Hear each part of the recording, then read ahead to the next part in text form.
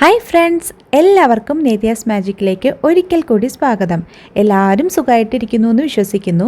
അപ്പോൾ ഇന്ന് ഞാൻ വന്നിരിക്കുന്നത് എന്ത് റെസിപ്പി ആയിട്ടാണെന്ന് നിങ്ങൾക്ക് എല്ലാവർക്കും മനസ്സിലായിട്ടുണ്ടാകും. അതേ നമ്മളിന്ന് ചെയ്യാൻ പോകുന്നത് കർക്കിടക കഞ്ഞി, ഔഷധകഞ്ഞി അല്ലെങ്കിൽ ഉലുവ കഞ്ഞി എന്നൊക്കെ പറയുന്ന സംഭവമാണല്ലോ, അതാണ് നമ്മളിന്ന് ചെയ്യാൻ പോകുന്നത്.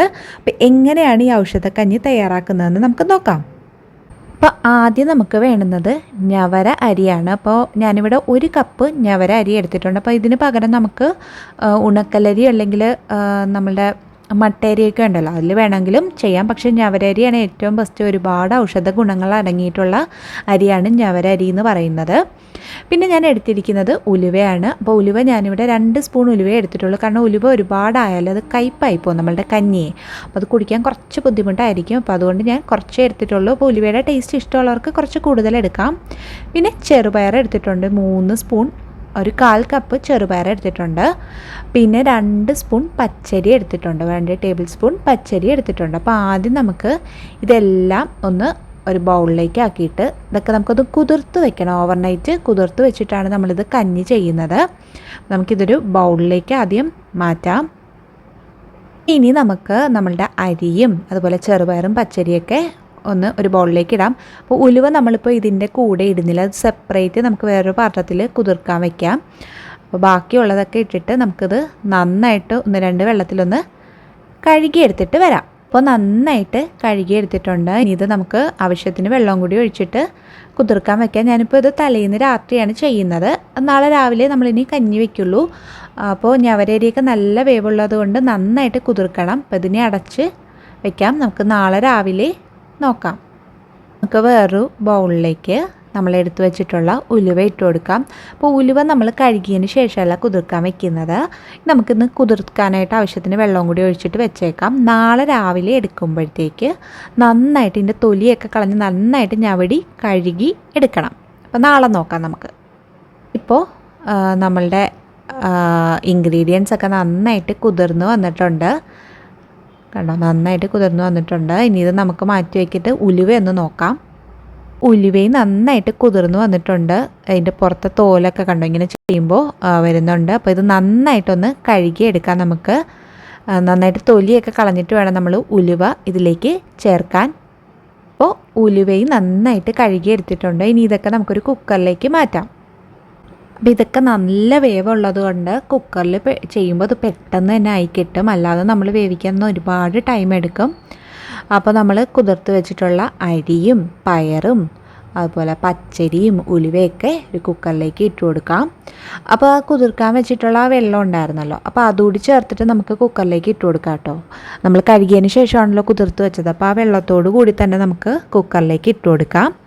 പിന്നെ നമ്മളിനി ഇതിലേക്ക് തേങ്ങാപ്പാലാണ് ചേർക്കുന്നത്. തേങ്ങയുടെ 2ാം പാലാണ് ചേർക്കുന്നത്.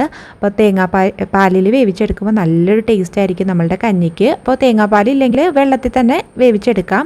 അപ്പോൾ തേങ്ങാപ്പാൽ കൂടി ചേർത്ത് കൊടുക്കാം, 2ാം പാല്.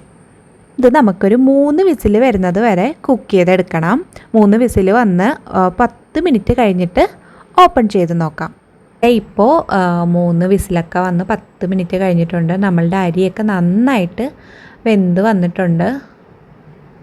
കണ്ടോ, നന്നായിട്ട് വെന്ത് വന്നിട്ടുണ്ട്. ഇനി നമുക്കിതൊന്ന് ലോ ഫ്ലെയിമിലേക്ക് ഇടാം. എന്നിട്ട് ഇതിൽ ബാക്കി ഇൻഗ്രീഡിയൻസ് ആഡ് ചെയ്യാം. ഇനി ഇതിലേക്ക് നമുക്ക് കരിപ്പട്ടിയാണ് ചേർക്കാനുള്ളത്. ഞാനിപ്പോൾ ഒരു തച്ച് കരിപ്പട്ടി 1/4 കപ്പ് ഉരുക്കി വെച്ചിട്ടുണ്ടായിരുന്നു, അതിലേക്ക് ചേർത്ത് കൊടുക്കാം. അപ്പോൾ നമുക്ക് വേണ്ടുന്ന മധുരത്തിനനുസരിച്ചിട്ട് കരിപ്പട്ടി അല്ലെങ്കിൽ ശർക്കര ചേർത്ത് കൊടുക്കാം. അപ്പോൾ ശർക്കരയെക്കാട്ടിലും കൂടുതൽ ഔഷധ ഗുണങ്ങളുള്ളത് കരിപ്പട്ടിക്കാണ്. അപ്പോൾ കരിപ്പട്ടി ചേർത്ത് ചെയ്യുന്നതാണ് ഏറ്റവും നല്ലത്. അപ്പോൾ ഇതൊന്ന് മിക്സ് ചെയ്തെടുക്കാം നമുക്ക്. ഇനി ഇതിലേക്ക് നമുക്ക് ചേർക്കാനുള്ളത് ചുക്കാണ്. ഞാനിപ്പോൾ ഇവിടെ ഒരു 1/4 സ്പൂൺ ചുക്ക് എടുത്തിട്ടുണ്ട്. അപ്പോൾ ചുക്കിൻ്റെ ടേസ്റ്റ് ഇഷ്ടമുള്ളവർക്ക് കുറച്ച് കൂടുതലൊക്കെ ചേർക്കാം കേട്ടോ, അതൊന്നും പ്രശ്നമില്ല. അപ്പോൾ ഇതൊന്ന് മിക്സ് ചെയ്തതിന് ശേഷം നമുക്ക് ചേർക്കാനുള്ളത് ജീരകമാണ്, ജീരകം പൊടിച്ചത്. ഞാനിപ്പോൾ ഇവിടെ 1 നുള്ള് ജീരകമേ ചേർക്കുന്നുള്ളൂ. പിന്നെ നമുക്ക് 1 നുള്ള് ഉപ്പും കൂടി ചേർത്ത് കൊടുക്കുക. അപ്പോൾ ഉപ്പ് ചേർക്കുന്നത് എന്തിനാണെന്ന് വെച്ചാൽ നമ്മൾ കരിപ്പട്ടി ചേർത്തപ്പോൾ ഇത് മധുരം ഉണ്ടല്ലോ, അപ്പോൾ അതൊന്ന് ബാലൻസ് ചെയ്യാനായിട്ടാണ്. അപ്പോൾ 1 പിഞ്ച് ഉപ്പ് ചേർത്താൽ മതി. ഇതൊന്ന് ബബിൾസ് വരാൻ തുടങ്ങുമ്പോഴേക്കും നമുക്കിതിലേക്ക് തേങ്ങയുടെ 1ാം പാല് ചേർത്ത് കൊടുക്കാം. ഞാനിപ്പോൾ ഇവിടെ 1 തേങ്ങയുടെ തേങ്ങയാണ് എടുത്തിരിക്കുന്നത്. ഒരു തേങ്ങയുടെ 2ാം പാലാണ് നമ്മൾ ആദ്യം ചേർത്തിട്ട് കുക്ക് ചെയ്തത്. അപ്പോൾ അതിൻ്റെ 1ാം പാൽ ഈ ടൈമിൽ ചേർക്കാം. പിന്നെ ഇത് ഒരുപാട് നേരമൊന്നും കുക്ക് ചെയ്യണ്ട കേട്ടോ. 1ാം പാൽ ചേർത്താൽ നമ്മൾ കൂടുതൽ നേരമായിട്ട് കുക്ക് ചെയ്യരുത്. ജസ്റ്റ് ഒന്ന് ബബിൾസ് വരാൻ തുടങ്ങുമ്പോഴേക്കും നമുക്കിതിലേക്ക് 1 സ്പൂൺ നെയ്യും കൂടി ചേർത്ത് കൊടുക്കാം. ഞാനിവിടെ 1 സ്പൂൺ നെയ്യാണ് ചേർക്കുന്നത്. അപ്പോൾ നെയ്യുടെയൊക്കെ ഫ്ലേവർ ഇഷ്ടമുള്ളവർക്ക് കുറച്ച് കൂടുതൽ ചേർക്കാം.